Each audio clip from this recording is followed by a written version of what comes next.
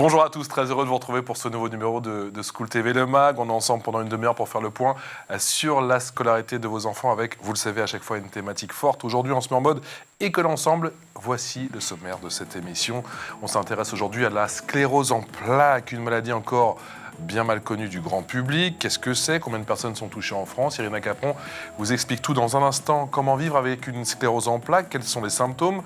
Comment la maladie peut évoluer dans le temps? Quelles évolutions dans les traitements? Éléments de réponse avec nos invités. Et puis, vers qui se tourner en cas de diagnostic positif? Comment s'informer? Vous allez voir qu'il existe bon nombre d'associations, bien évidemment, mais aussi une application qui est plébiscitée par les concernés. Bonjour Arnaud Gautelier, merci d'être avec nous. Depuis Nantes et un petit peu partout dans le monde, via Skype, effectivement, fondateur et directeur de l'association Notre Sclérose. Je parlais justement de votre application Ma vie avec la sclérose en plaques qui est plébiscitée par bon nombre de patients. On en parle dans un instant, c'est très intéressant. Armand Antoinet est également avec nous. Bonjour Armand, merci d'être avec nous. Aventurier, conférencier, vous aussi. Vous vivez avec une sclérose en plaques et vous nous en direz un petit peu plus dans un instant. Juste après la loupe avec Irina. Salut Irina Capron. Bonjour Patrice. Mon rayon de soleil, comment allez-vous? Oh, c'est gentil, merci. Ouais, non, je rigole. Vous vous rattrapez par rapport aux autres émissions. Oui, bah voilà, 20 émissions où je vous taquine un petit peu, une émission où je vous fais des compliments, il faut bien rééquilibrer. Vous prenez? Vous prenez? Allez. Irina, c'est quoi la sclérose en plaques? Alors la sclérose en plaques, c'est une maladie auto-immune qui affecte le système nerveux central. Le système de défense qui est censé protéger le patient d'agressions extérieures se retourne contre ses propres cellules et les attaque. Donc environ 110 000 personnes en France sont touchées par cette maladie avec 4 000 à 6 000 nouveaux cas par an. On parle de quels symptômes? Alors les symptômes varient d'un patient à un autre et ils dépendent également de la zone du cerveau ou de la moelle épinière touchée par les lésions. Ça peut être des troubles moteurs liés à une fatigue musculaire, des troubles de la sensibilité avec des engourdissements, des fourmillements, des douleurs, des symptômes visuels avec une vision double ou une baisse de la vision, troubles de l'équilibre, de la coordination avec ou sans vertige, des troubles urinaires, des troubles cognitifs avec des difficultés de concentration, d'attention ou encore de mémoire. Il y a beaucoup de choses quand même. Hein. Oui. Il existe deux types d'évolution de la maladie? C'est ça. Il y a la forme rémitante qui est plus fréquente et représente 85% des cas. C'est lorsque l'évolution de la maladie se fait par poussée. C'est-à-dire que les symptômes vont apparaître en quelques heures ou en quelques jours, puis ils vont disparaître totalement ou partiellement. Les premières années, les périodes de récupération après chaque poussée sont plus ou moins longues et complètes. Et il y a la forme progressive d'emblée qui représente 15% des cas. Elle survient souvent après l'âge de 40 ans. C'est une aggravation lente et continue des symptômes sans poussée ni rémission. Irina, on dit que la sclérose en plaques, c'est la maladie auto-immune du jeune adulte. Pourquoi? Car elle représente la première cause de handicap sévère non traumatique chez les jeunes adultes. L'âge moyen de début des symptômes est 30 ans. La maladie touche plus les femmes que les hommes, avec un ratio de 1 homme pour 3 femmes. Et il faut savoir que la sclérose en plaques est une maladie rare chez les enfants et les adolescents. Sur les 110 000 personnes touchées par cette maladie, 3 à 10% sont âgées de moins de 18 ans. On dit aussi que je crois que c'est une maladie de l'hémisphère nord, c'est assez particulier, assez bizarre aussi, on en parlera avec nos invités. Il y a des traitements? Alors, aucun traitement ne permet de guérir de la maladie. Les traitements ont pour objectif de soulager les symptômes, de réduire le nombre, la durée et l'intensité des poussées. Donc, les corticoïdes sont justement prescrits pour contrôler les poussées de sclérose en plaques. Seul un neurologue peut prescrire et renouveler le traitement de fond. Et le traitement de fond s'agit d'immunomodulateurs et d'immunosuppresseurs. Merci Irina, c'est parti pour l'expression orale. Allez, on va rentrer dans le vif du sujet avec nos invités, avec Armand Antoinet qui est aventurier, conférencier qui vit avec une sclérose en plaques, et Arnaud Gautelier qui lui aussi a une sclérose, fondateur et directeur de l'association Notre Sclérose. Je rappelle votre application Ma vie avec la sclérose en plaques. Arnaud, vous avez appris quand? Vous avez été diagnostiqué quand pour votre sclérose, et surtout comment vous avez appris la nouvelle? Alors moi je suis un vieux patient parce que j'ai été diagnostiqué en 1998, j'avais 21 ans, ça a été assez brutal. À l'époque, on disait qu'il n'y avait pas beaucoup de garçons qui avaient la sclérose en plaques, c'est encore le cas, hein, mais on m'a fait tout un tas d'examens, c'était un peu plus long que maintenant pour poser le diagnostic. Donc je suis resté pas mal de temps à l'hôpital, plus de 3 semaines. Après j'ai passé une IRM, après j'ai attendu un petit peu, genre 6 mois. J'ai refait une poussée, je suis retourné à l'hôpital et là on m'a dit que j'avais une maladie du système nerveux et de la moelle épinière qui s'appelle la sclérose en plaques. Et en 98, quand vous apprenez ça, alors déjà aujourd'hui, c'est pas toujours connu par le grand public, en 98-99, j'imagine que c'était bien pire. Vous, justement, comment vous avez appris cette nouvelle et surtout, vous saviez ce que c'était à l'époque? Alors, c'est vrai qu'à l'époque, il n'y avait pas grand-chose. Déjà, c'était, je ne sais pas si vous vous en souvenez, mais c'était quand même le début de l'Internet. C'est vrai. Donc, il n'y avait qu'un site d'association qui était une association de recherche, donc il n'y avait pas beaucoup d'infos. Et surtout, on ne connaissait pas, enfin, on ne savait pas comment on peut vivre avec une sclérose en plaques. Déjà, on ne savait pas ce que c'était. Et c'est pour ça qu'à l'époque, moi, j'avais décidé d'écrire. J'ai sorti un bouquin. Et après, j'ai créé une asso. Donc voilà, c'était pour informer les jeunes patients, parce que moi, j'aurais bien aimé être informé. C'est sûr que maintenant, il y a tous les réseaux sociaux, on voit tout un tas de choses, des choses bien et des choses pas bien, Ouais. mais voilà, à l'époque, c'était ça, il n'y avait pas grand-chose, ça faisait peur comme maladie, ça continue à faire peur, mais heureusement, il y a beaucoup de traitements de fond disponibles maintenant. Moi, à mon époque, il n'y en avait qu'un, c'était des interférons, et maintenant, il y en a plus d'une vingtaine, donc avec une efficacité très forte. Avec une efficacité très forte, plus d'une vingtaine de molécules, on va y revenir dans un instant. Armand Toinet, vous êtes aventurier, conférencier, vous avez quel âge? Aujourd'hui, j'ai 30 ans. Vous avez 30 ans et vous avez appris votre sclérose en plaques à quel âge? Alors, les premiers symptômes, j'avais 14 ans et le diagnostic, j'avais 18 ans. 18 ans, 4 ans pour justement avoir ce diagnostic positif. Pourquoi, d'après vous, ça a été si long? À 14 ans, vous saviez déjà, on vous avait déjà dit que c'était peut-être la sclérose en plaques ou pas du tout? Non, pas du tout. Je ne correspondais pas aux patients cibles qu'on a dit, une femme environ de 30 ans. Moi, j'avais 14 ans, j'étais un homme. Je ne correspondais pas aux patients type. C'est pour ça que ça a été long pour me diagnostiquer, jusqu'au jour où je ne me suis plus du tout reconnu, où une ostéopathe m'a dirigé vers un service neurologique et tout s'est enchaîné de là. Armand, quels ont été les symptômes à 14 ans et comment ils ont évolué justement à l'âge notamment de 18 ans quand vous avez été diagnostiqué? À mes 14 ans, j'avais uniquement une vue dédoublée à l'effort, un effort intense, et au fur et à mesure, c'est devenu un effort beaucoup moins intense, et après, c'est devenu tout le temps. Je dirais 3 mois avant mon diagnostic, tout a commencé vraiment à s'empirer, la fatigue, l'équilibre, les problèmes de concentration, et de là, tous les handicaps ont commencé vraiment à s'installer. J'ai par la suite eu de gros problèmes de vue, des problèmes d'élocution, des problèmes de motricité, beaucoup de choses qu'il a fallu réussir à dépasser sans les combattre. C'est ça qui est... Arnaud nous disait en 98 c'était compliqué en termes d'information, c'est pas forcément en tout cas vers qui se tourner. Vous nous l'avez dit, été diagnostiqué il y a 12 ans. Est-ce que déjà c'était un petit peu plus facile? Est-ce qu'on savait vers qui s'orienter? J'imagine que ça n'a rien à voir par rapport à 1998. Pourtant, j'ai trouvé qu'en début 2012, quand j'ai été diagnostiqué, c'était pas très simple, loin d'être simple. En fait, quand on nous diagnostique, on nous parle de tout ce que la maladie peut potentiellement nous enlever. Donc, on ne parle que du négatif. Et moi, pour avancer, j'avais besoin de regarder le positif, ce que la maladie pouvait aussi apporter. Et c'est ce que j'ai réussi à faire dans mon cas. Et c'est ce que j'essaye aujourd'hui de faire comprendre aux nouveaux diagnostiqués et plus largement à tout le monde. Parce que tout le monde n'est pas handicapé, mais tout le monde a des problèmes.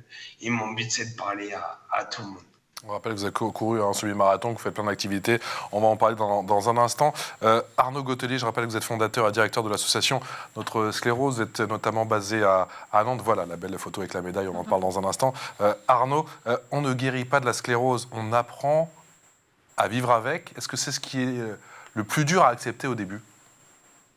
Ouais, c'est ça, on apprend à vivre avec. Moi, ce que je dis souvent aux jeunes patients, c'est que il faut surtout s'adapter. Il faut adapter sa vie en fonction de ses symptômes du moment. Et vraiment, c'est vraiment le mot qu'il faut retenir, c'est s'adapter. Vous avez écrit « Je te plaque ma sclérose » avec beaucoup de témoignages, ça s'est transformé en association, puis en application. Qu'est-ce qui a motivé justement la création de cette application et surtout, comment vous l'avez imaginée et pourquoi, d'après vous, elle rencontre un tel succès ? Alors, comment je l'ai imaginé? C'est assez simple. À l'association, en fait, nous, on donne la parole aux patients en les faisant témoigner. Donc, sur le site de l'association, il y a quasiment 800 témoignages de patients. Et à force de lire tous ces témoignages, je me suis quand même rendu compte qu'il y avait encore des problèmes en 2023 sur l'annonce du diagnostic, la reprise d'annonce, comment vivent les patients, leurs peurs, leurs craintes. Donc, je me suis dit, il faut créer un outil où il y a tout dessus. Et c'est là qu'on a créé cette application. En fait, c'est tout le chemin du parcours de soins, mais aussi le parcours de vie du patient avec la sclérose en plaques. Et on l'a conçu comme un roman graphique à choix multiples. Et pour que ce soit pas ludique, mais que ce soit plus sympa de rentrer dans cette histoire. Et en fait, on demande aux gens de se mettre dans la peau d'un patient. Donc c'est pour les patients, les proches, les professionnels de santé et le grand public. Et on dit à ce public de vivre une vie de sclérose en plaques pour vraiment qu'ils comprennent tous les symptômes, tous les soins, tout ce qui est médical, paramédical et social. L'interactivité, d'autant plus important, effectivement, se mettre dans la peau du patient, du malade, entre guillemets, bien évidemment, parce que ça le touche lui, mais aussi tous les proches, toute la famille. Bien sûr, bien sûr. Tout le monde est concerné dans ce tsunami qu'est l'annonce de la maladie, parce que ça remet tout en cause quand on est jeune, comme vous l'avez dit. C'est une maladie du jeune adulte. C'est là qu'on construit une vie, qu'on se pose des questions sur sa vie de couple, sa vie de famille, son travail. Et donc ça touche vraiment tous les secteurs de la vie. Irina. Arnaud Gautelier, quelles sont justement les idées reçues sur la sclérose en plaques ? Oh là là, il y en a plein. Il y en a plein. On a 3 heures, allez-y. Plaques, les gens pensent déjà que c'est une maladie de la peau. Parce que plaques, ils pensent à des plaques. Voilà. Après, ils pensent que c'est une maladie des muscles. Ils pensent que c'est une maladie de vieux aussi. Alors que non, c'est vraiment une maladie du jeune adulte. Et ils pensent surtout à Dominique Farrugia, qui est très lourdement handicapé maintenant. Et c'est pas que ça, la sclérose en plaques. Justement, Armand Touanet, dans quelle mesure la sclérose en plaques entraîne des handicaps invisibles ? Dans la plupart des cas, il se trouve que c'est des handicaps invisibles. Invisible, ça ne veut pas dire que c'est moins lourd. Arnaud parlait de Dominique Farrugia. Moi, j'ai beaucoup de retours de personnes qui me disent « Oui, moi, je connais une personne qui a une sclérose en plaques, mais elle est beaucoup plus handicapée que toi. » Moi, je me pose vraiment des questions sur qu'est-ce que c'est un handicap lourd ou non. Je pense qu'il y a surtout des difficultés à réussir à dépasser. Est-ce qu'avoir des problèmes urinaires, c'est pas un handicap lourd ? Oui, bien sûr. Est-ce qu'avoir des problèmes de vue, c'est pas un handicap lourd ? Je ne sais pas. Dans mon cas, il se trouve qu'il y a beaucoup de handicaps invisibles et chez la majorité des malades, notamment les nouveaux diagnostiqués, il y a beaucoup de handicaps invisibles. C'est intéressant ce qu'il dit effectivement Arnaud, à propos de ces handicaps invisibles. C'est vrai qu'une fois qu'on rentre chez soi, qu'on est éventuellement tout seul et qu'on va 20 à 25 fois effectivement en toilette dans la nuit, oui, c'est un handicap. Ah oui, mais Armand, il a complètement raison. Le handicap invisible, c'est la chose la plus compliquée à faire expliquer aux gens. Parce que c'est invisible. Le premier symptôme de la sclérose en plaques, qui touche quand même à peu près 80% des patients, c'est la fatigue. Donc la fatigue, c'est un handicap invisible, mais ce n'est pas une fatigue de lendemain de soirée, c'est une fatigue d'épuisement total. Et ça, c'est ce qui est le plus dur à vivre pour les patients. Évidemment, il y a plein d'autres symptômes invisibles, comme les douleurs neuropathiques, les brûlures, les fourmillements, les problèmes urinaires, comme disait Armand. Il y a plein de symptômes invisibles et c'est vraiment ce qui est le plus dur à gérer au quotidien. Pardon Arnaud, je n'avais pas entendu parler de ce symptôme. Vous avez parlé de brûlure ? Oui. C'est-à-dire? Oui, bah, alors, il y a différents types de brûlures. Il y a des brûlures comme des picotements. Il y a des brûlures comme si on vous brûlait avec un briquet sous le pied. Moi, c'est mon cas. J'ai des douleurs neuropathiques. On appelle ça des douleurs neuropathiques assez sérieuses. Donc ça, oui, c'est un handicap invisible, mais en tout cas, c'est pas invisible pour moi. Bah oui, Et ça joue aussi les douleurs sur l'humeur, bien sûr. sur aussi le fait de marcher, de poser le pied par terre. Donc c'est voilà, un petit problème peut vite devenir un très très gros problème. Irina. Arnaud, à quel intervalle apparaissent les poussées? Ah bah alors ça c'est vraiment, ça dépend vraiment des patients, hein. Moi je connais des patients qui ont fait que 2 poussées dans leur vie. La première à 18 ans, la deuxième à 50 ans. Il n'y a vraiment pas de norme. Moi quand j'étais plus jeune, je faisais 6 poussées dans l'année, entre 6 et 8 poussées par an. Donc c'est vraiment spécifique à chaque malade. Armand Tonnet, comment vous combattez au quotidien l'isolement? Je combats pas l'isolement. Il faut essayer, j'essaye en tout cas de faire sortir tout le monde de cette idée de combat. Quand on combat, c'est une lutte permanente et on s'épuise d'avance. Moi, j'ai réussi à faire de ma maladie une force et puis une chance. Je sais que jamais j'aurais eu la vie que j'ai aujourd'hui sans ma maladie. L'idée, c'est de jamais abandonner. C'est-à-dire qu'il y a des moments extrêmement durs. Ces moments durs, soit on les prend à rebrousse-poil, soit on s'en sert pour avancer, pour en faire en sorte que ce soit un moteur. Je parlais de positivité et c'est vraiment ça devrait être un leitmotiv pour aider tout le monde à avancer, malade ou non, à avoir la vie dont ils ont toujours rêvé. Quand j'étais enfant, j'avais un rêve en tête, c'était devenir aventurier. Il a fallu que je devienne handicapé pour oser le réaliser. Comment vous fixez vos objectifs? On vous a vu notamment au semi-marathon, vous avez vu aussi en haut d'un sommet. D'ailleurs, c'est quel sommet? C'est le plus haut sommet du Maroc, le mont Toubkal, qui a presque 4200 mètres. Quand on m'a diagnostiqué, on m'a fait comprendre que je ne pourrais plus jamais être comme tout le monde. Avec beaucoup de recul, j'ai compris que quitte à être différent, autant être unique. Et alors, les autres ne pourraient pas être comme moi. J'allais faire des choses que tout le monde ne pouvait pas faire. Mon but, c'est pas de faire de la compétition. Mon but, c'est de faire des choses que personne n'imagine capable de faire, des choses que personne ne fait. Je vais vous prendre un exemple récent. L'été dernier, avec un ami, on a réalisé un tour de Corse en pédalo. C'était pas du sport pour du sport, c'est une première mondiale, un record du monde. Et il y avait derrière ça un message humain. Le message était « les apparences sont trompeuses ». Quand on me voit, quand on voit beaucoup de malades de sclérose en plaques ou d'autres maladies, on ne se dit pas ces personnes-là sont handicapées. Quand on me voit, on se dit encore moins ce mec-là, il est aventurier. Quand on voit un pédalo, on ne se dit pas c'est l'outil idéal pour faire un tour de Corse. Pourtant, les apparences sont trompeuses. On ne peut pas juger une personne ou un objet à la première vision.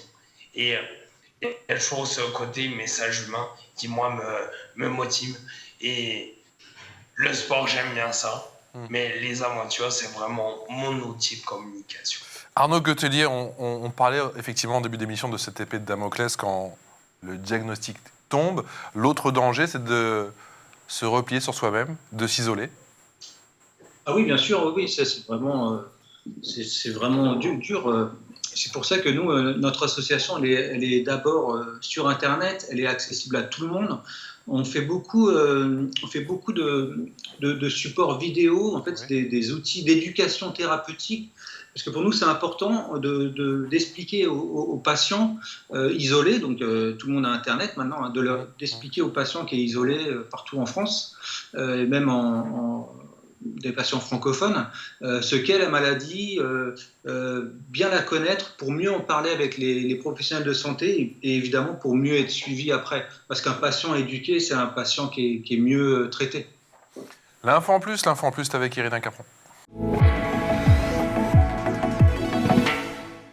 Et cette info en plus, Irina, tu nous parles d'un livre qui explique ce qu'est la sclérose en plaques et qu'il explique pour les enfants. Exactement, il s'agit d'un livre pour enfants intitulé La princesse qui se prenait les pieds dans tous les tapis aux éditions IG. Donc l'autrice Gabrielle de Livron est une jeune maman atteinte de la sclérose en plaques. Elle voulait expliquer à ses enfants ce qu'elle avait et elle a pu raconter son quotidien dans ce livre destiné aux 5-8 ans. L'objectif, c'est donc d'expliquer la maladie aux plus jeunes pour qu'ils comprennent le quotidien de leurs proches et de sensibiliser le grand public au handicap. Dans ce livre, il y a également un échange entre un enfant et une épidémiologiste pour expliquer la maladie de manière scientifique. Et la préface est signée Cécile Hernandez, championne paralympique de snowboard. Magnifique championne. Atteinte, elle aussi, de la sclérose en plaques. Cécile, magnifique championne et très belle sportive. Armand Gautelier, il y a une vie avec traitement et une vie sans traitement. On en parle en début d'émission. Il y a quoi, 13 molécules aujourd'hui, une vingtaine de traitements, ça fait vraiment la différence ? Oui, ça fait la différence, c'est sûr. C'est surtout, le fait que le patient, maintenant, il peut choisir son médicament. Vu qu'il y en a beaucoup, il peut le choisir en fonction de sa vie, de son quotidien. Moi, à l'époque, je m'en souviens, en 98, je me faisais des piqûres au travail le soir, puisque je travaillais dans la communication, dans la publicité, donc je travaillais beaucoup le soir, et je me piquais dans les toilettes, et voilà, c'était pas terrible, alors que maintenant, il y a des traitements par voie orale, enfin voilà, il y a eu des belles avancées thérapeutiques, surtout dans la posologie du traitement. Il était facile de tourner cette page, communication, publicité, avec, j'imagine, un autre rythme de vie. Ouais, alors moi j'étais directeur artistique dans la publicité et en fait je me suis servi, comme Armand le dit, je me suis servi de ma maladie pour avancer et surtout j'ai fait de mon métier, donc de directeur artistique et de communicant, je m'en suis servi pour l'intérêt général, donc pour l'intérêt des patients, de bien communiquer, mieux communiquer et j'espère que notre sclérose le fait bien et pour l'instant ça marche très bien, on est content. Je rappelle votre site et surtout, si vous souhaitez télécharger votre application mva.notresclérose.org. En gros, Irina. Armand, votre traitement permet de soulager vos douleurs et vos symptômes aujourd'hui ? Ma chance, c'est que j'ai aucune douleur. J'imagine que le sport a permis de repousser la date auquel ces douleurs apparaîtront. Aujourd'hui, mon traitement me permet de stabiliser à peu près ma maladie. Ça ne veut pas dire que c'est fluide, ça veut dire qu'il y a des jours avec, des jours sans, qu'il faut savoir composer avec. Il ne faut pas tout attendre du traitement, il ne faut pas tout attendre du travail, du sport. C'est vraiment un équilibre à trouver. Et mon équilibre, ça ne va pas être le même pour Arnaud, ça ne va pas être le même pour les autres malades. J'ai aucune leçon à donner, je veux juste montrer qu'en trouvant un équilibre, on peut aussi retrouver une vie incroyable. Arnaud Gautelier, j'imagine qu'il y a des témoignages pour le moins singuliers, plus de 800 témoignages, je vous le disais effectivement, sur vos différents blogs, il y a vos podcasts, bien sûr, votre application. J'ai vu des témoignages aussi poignants concernant des femmes atteintes de sclérose en plaques, à qui on a déconseillé d'avoir des enfants, et fort heureusement, elles n'ont pas écouté les médecins. Oui, c'est vrai. Nous, on le voit à l'association, l'association, elle existe au bout de 16 ans, et les témoignages, ils ont tendance à changer ces dernières années. C'est-à-dire que les neurologues, maintenant, ils ont fait pas mal de progrès, pas mal d'études. Il y a pas mal d'études qui prouvent que les femmes peuvent avoir un enfant, ce qui était il y a 20 ans, on ne leur disait pas exactement ça. Ouais. On leur disait attention à ça, attention à ci, alors que maintenant, on sait que la femme, elle est protégée de la sclérose en plaques pendant sa grossesse et qu'il faut faire attention après l'accouchement à un rebond de la maladie. Donc, elle est très bien suivie. Il y a pas mal d'études, ils ont du recul dessus et qu'évidemment, il faut vivre sa vie comme tout le monde. Mais comme je le disais, c'est en s'adaptant et on peut avoir un enfant. C'est fatigant, que ce soit pour une personne en pleine santé ou pour une personne malade. Voilà, il faut vivre sa vie de jeune femme pour les jeunes femmes. C'est un très beau message, Armand et Arnaud. Arnaud, on voit tous les deux, vous faites votre vos témoignages depuis plus d'une vingtaine de minutes à présent avec le sourire vissé. Comment on garde cette joie de vivre? Je pense que chaque patient a sa technique, hein. Armand, il le fait avec le sport et c'est chouette. Il donne un beau message aux patients de motivation et d'énergie. Moi, je le fais un peu différemment. Moi, je suis un créatif. Je fais de la photo de rue, je fais de la peinture, j'écris. Moi, je fais plutôt de l'art-thérapie en tout cas. Et j'ai le sourire aussi parce que je suis très heureux dans ma vie de famille et dans ce que je fais au quotidien. On va regarder effectivement s'afficher effectivement si vous souhaitez faire des dons en faveur de votre association, la régie avec Aude Quigny et Laura Gérard qui nous propose cette image. Oui. On reverse 100% des dons à la recherche INSERM d'une équipe sclérose en plaques. Quel est le prochain défi, Armand? Parce qu'on vous a vu en haut d'un sommet au Maroc, on vous a vu effectivement au semi-marathon. Je suis un peu jaloux parce que moi, j'ai jamais réussi à terminer. L'idée, c'est toujours d'avoir du coup ce message humain en parallèle de mes aventures. Au mois d'août, je pars pour une aventure entre Lyon et Paris en draisienne. Pourquoi la draisienne? Parce que ça représente l'enfance. Je rappelle, c'est un vélo sans pédale. C'est une aventure qui n'a jamais été faite avant, presque 700 km. Le but, c'est d'assister au match d'ouverture de la Coupe du Monde de rugby. Et je vais me lancer, je n'ai pas encore la date exacte, mais autour du 10 août, pour espérer arriver le 8 août le 8 septembre à Paris. Le message, c'est vivons nos rêves de gosse. La draisienne pour l'enfance et les rêves de gosse. Le mien, c'est assister à un match d'ouverture de la Coupe du Monde de rugby. Lyon-Paris en draisienne pour assister au mondial de rugby en France. C'est un bien beau programme. On vous suivra assurément. Mon cher Armand Tonnet, aventurier, conférencier et bien sûr vous vivez avec cette sclérose en plaques. Arnaud Gautelier, merci beaucoup aussi d'avoir partagé votre expérience et surtout ce que vous faites au sein de votre association et bien sûr votre application. Je rappelle votre application, c'est le HTTPS pour être précis, //mva.notresclérose.org.